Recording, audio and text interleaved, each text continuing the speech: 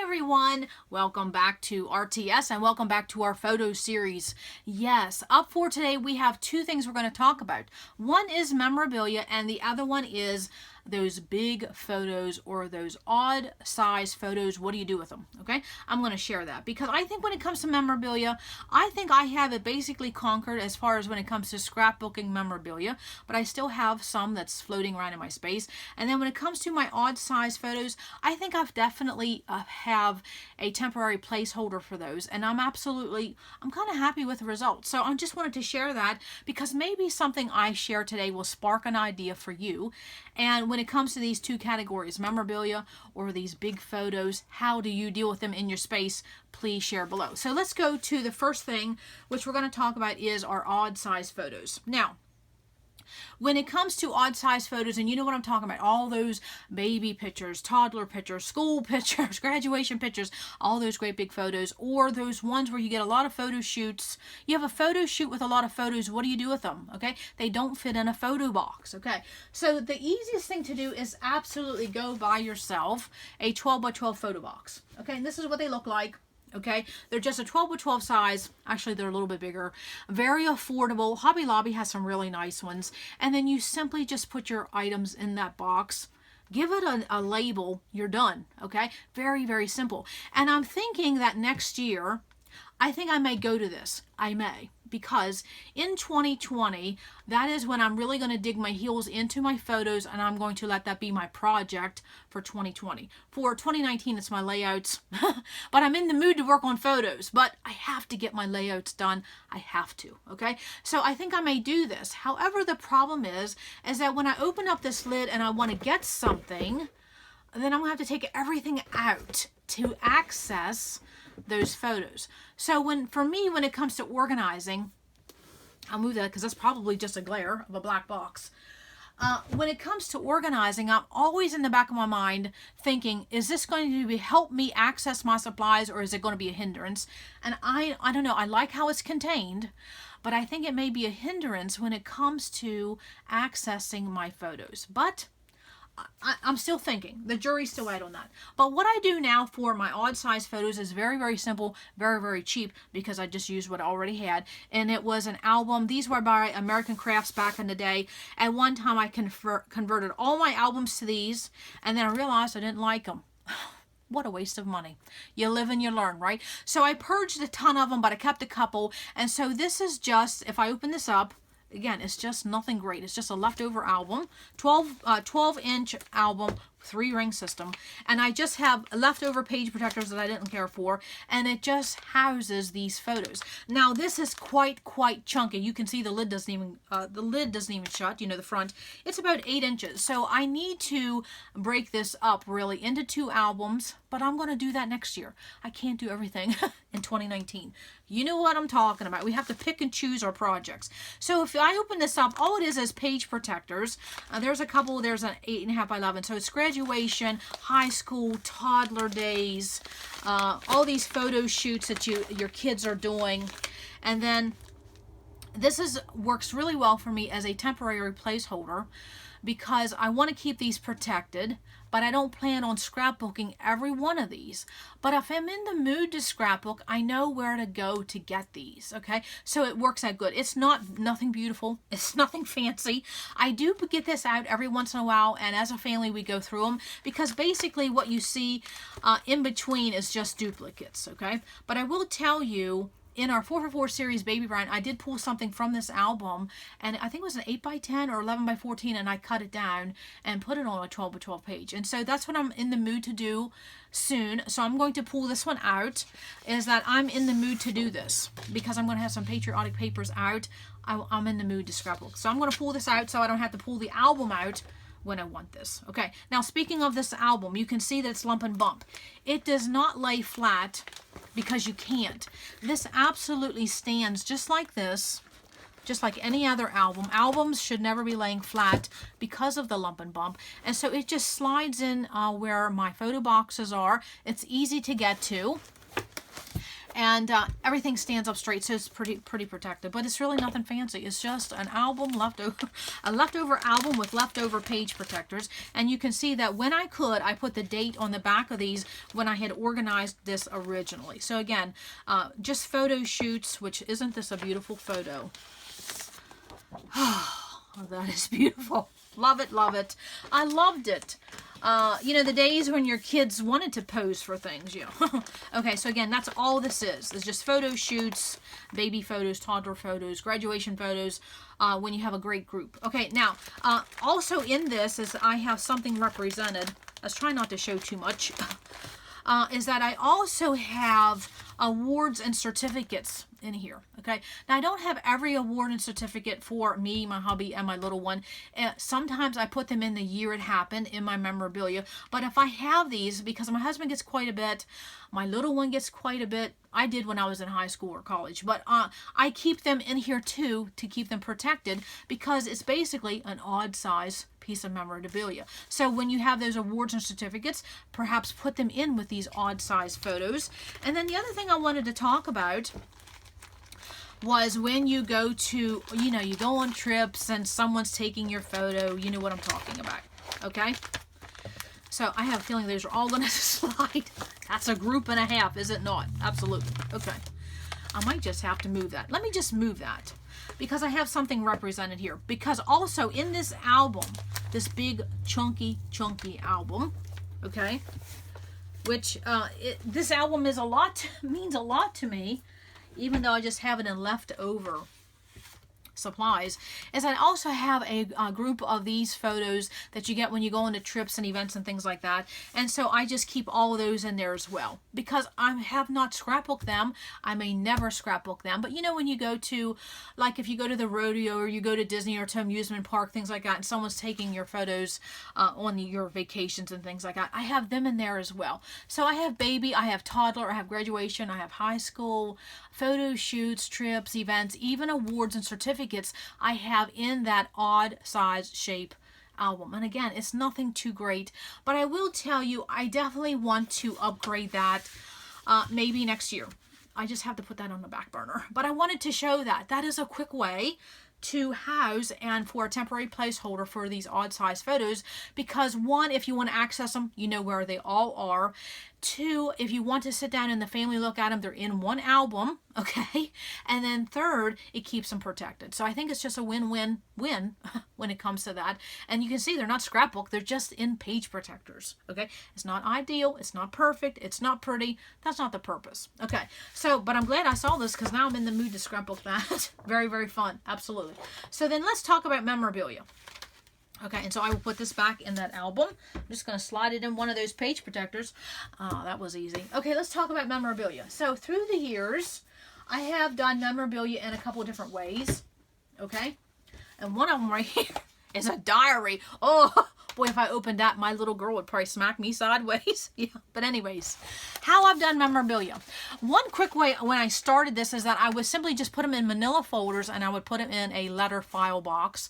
And so then I kept it in my space. And so then after I started getting a lot, as through the years went by, then I would have a file folder for maybe a certain trip. I would have a file folder for my hubby, and then me, and then my little one. And then I just had folders. And so if I wanted to use something on a page, I would go to it. The problem is that I never went to it. Never, ever, hardly went to it, because it's just not something I think about, okay? Because it wasn't easily accessible. I mean, it was all in the same box, but getting down the box, finding the folder, and then finding what you want, yeah, I don't take that many steps. No. And so then what I started to do was I started to do month in review albums, and I will have a video listed below showing that. And so then I started scrapbooking my memorabilia. So how do I do that now? Because I still have some of these folders left over that I just need to go through. But again, haven't had the time.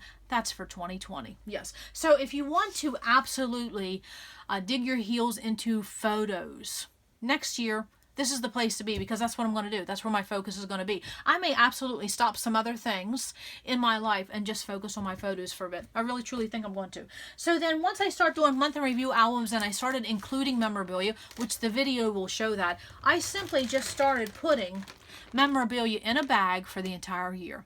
And then when I did my month in review albums, I would go through that bag, and whatever would fit in those 8, 10, 12 pages, that's what landed in my album as far as memorabilia, and then the rest I just threw away. And so that is how I tackle memorabilia. I use it and then I lose it. But having these folders year after year after year after year, you know, you run out of place to store this, and then you feel bad. I should be doing something with this, okay?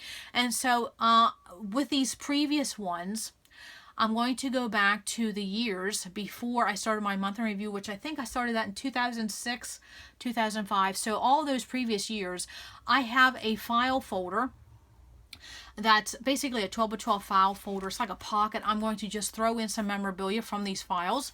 That'll be again next year. But then another thing to do for memorabilia is simply just get a couple boxes, okay? And that would be, again, this 12 by 12 photo box. These are so affordable. I can't recommend these enough, okay? Hobby Lobby, Michael's has them. And so then what you would do is you would simply just maybe make 2 or 3, or maybe have 1 per person in your family. That would be a good idea. And then once that box is full, you're going to have to go through it periodically and purge some of the items, but maybe just earmark 1 photo box per person in your household, and just that's the memorabilia box. And so then if they move out, you could give them that memorabilia box, or if you wanted to scrapbook something, you would know which box to go to. I think that's a great idea. I may do that myself. But of course, my little one, she basically keeps a lot of her memorabilia. But I will show you what I store my memorabilia in that is not paper, that does not go in my monthly review albums, because I do have memorabilia boxes, and they're in a kind of a little bit of a pretty home decor piece. So I will show you that. So for all my flat memorabilia, I either use it or lose it. I no longer have this problem. I do have some older memorabilia from before I started my monthly review I have to address, but I think I pretty much have a handle on that. So what I do for my lump and bump memorabilia, like this does not, you can't put this in a page. You can't put that in an album. It just doesn't work, okay? I've tried. It doesn't work. So I have these hat boxes, and I have a set of 3 of these, and if I was to open them up, what you would see is this type of memorabilia. Okay, and so to me, I think this is the absolute best way to do it. You could use one of those 12 by 12 photo boxes. I just have a decor piece, and I have a set of 3 of these, and they're in my scrapbook room, and this is just where I throw memorabilia that is from trips and special things, and because it's never going to get scrapbooked. It just needs to be stored, okay? And my little one knows what these are. I don't think my hubby has any idea what's in these boxes.